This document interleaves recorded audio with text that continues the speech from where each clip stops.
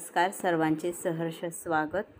तर शालेय स्तरावर एक समग्र नियोजन आपण कशा पद्धतीने तयार करू शकतो याचा एक उत्कृष्ट नमुना या ठिकाणी मी सादर करीत आहे। तर पहा, आम्ही आमच्या शाळेवर असं समग्र नियोजन केलेलं आहे। तर तुम्ही अनुक्रमांक नंबर, शिक्षकांचे फोटो, शिक्षकाचे नाव, पद, इयत्ता, रजेचे नियोजन, सोपवलेली कामे, स्पर्धा परीक्षा, विषय वार, परिपाठ नियोजन, नाविन्यपूर्ण परिपाठ, सहशालेय उपक्रमांचे नियोजन, त्यामध्ये महिना आणि उपक्रम, आनंददायी शनिवारचे उपक्रम आणि स्पर्धा परीक्षा, कोणकोणत्या स्पर्धा परीक्षांची तयारी आहे अशा पद्धतीने नियोजन करायचं आहे। तर पहा, अशा ठिकाणी मी तुम्हाला हे झूम करून दाखवते। अनुक्रमांक नंबर, शिक्षकांचे फोटो, तिथं संबंधित शिक्षकांचा फोटो तुम्ही लावू शकता। त्यानंतर शिक्षकाचे नाव, पद, उपशिक्षिका, आपल्याकडे असलेले वर्ग पहिली व चौथी, रजेवर गेल्यानंतर कुणी वर्ग घ्यायचा, पहिली चा वर्ग कुणी घ्यायचा आणि चौथीचा वर्ग गेलेला, म्हणजे रजेवर जाणाऱ्या शिक्षकांचं नियोजन तुम्ही अशा पद्धतीने करू शकता। त्यानंतर सोपवलेली कामे, या ठिकाणी सोपवलेली कामे त्या संबंधित शिक्षकाकडे कोणती कामे सोपवली आहेत ती या ठिकाणी देण्यात आलेली आहेत। त्यानंतर स्पर्धा परीक्षा विषयवार, जो ज्यादा तास आपण स्पर्धा परीक्षांचा घेणार आहोत तो कोणत्या दिवशी आणि कोणता विषय घ्यायचा आहे, तर दर मंगळवार बुद्धिमत्ता हा माझ्याकडे आलेला आहे, तो या ठिकाणी नियोजन केलेला आहे। परिपाठाचे नियोजन, तर माझ्याकडे चौथी आणि पहिली 2 वर्ग आहेत, चौथी गुरुवार आणि पहिली शनिवार अशा पद्धतीने नियोजन आहे। त्यानंतर नाविन्यपूर्ण परिपाठ या ठिकाणी दिले। आता आपण बघूया, या ठिकाणी शिक्षकांची नावं, पद झाल्यानंतर इयत्ता 7वी ते शिक्षक रजेवर गेल्यावर कोणी वर्ग घ्यायचा याचं नियोजन इथं दिलेले आहे। सोपवलेली कामे, स्पर्धा परीक्षा वार सोमवार, गणित, परिपाठ नियोजन 7वीचा परिपाठ सोमवारी असणार आहे। अशा पद्धतीने प्रत्येक शिक्षकांचं नियोजन तुम्ही करू शकता। त्यानंतर नाविन्यपूर्ण परिपाठ पहा, तर एक मिनटं डिस्टर्ब झाला।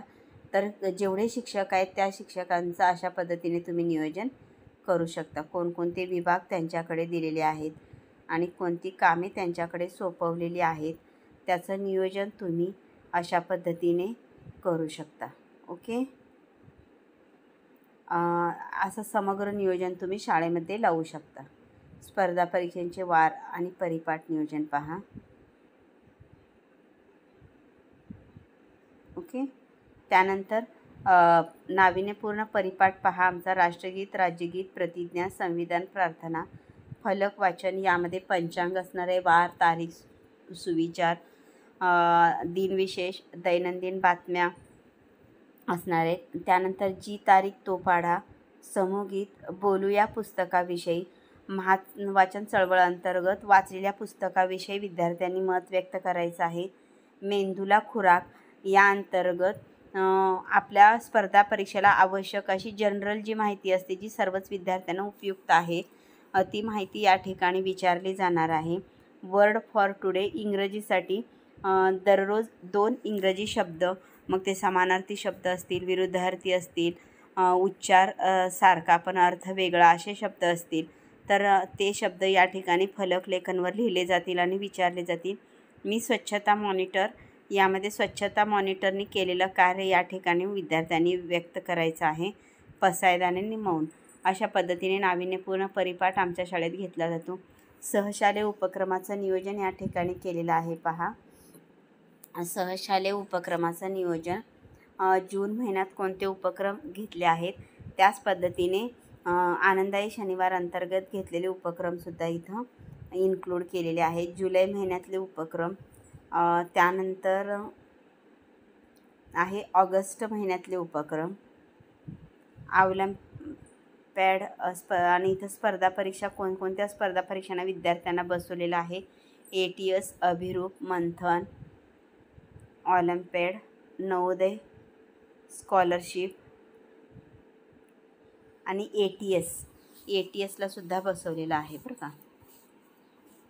त्यानंतर ऑगस्ट महिना सप्टेंबर महिना, ऑक्टोबर, नोव्हेंबर, डिसेंबर, जानेवारी, फेब्रुवारी, मार्च, एप्रिल अशा पद्धतीने सहशालेय उपक्रमांचं नियोजन राहील.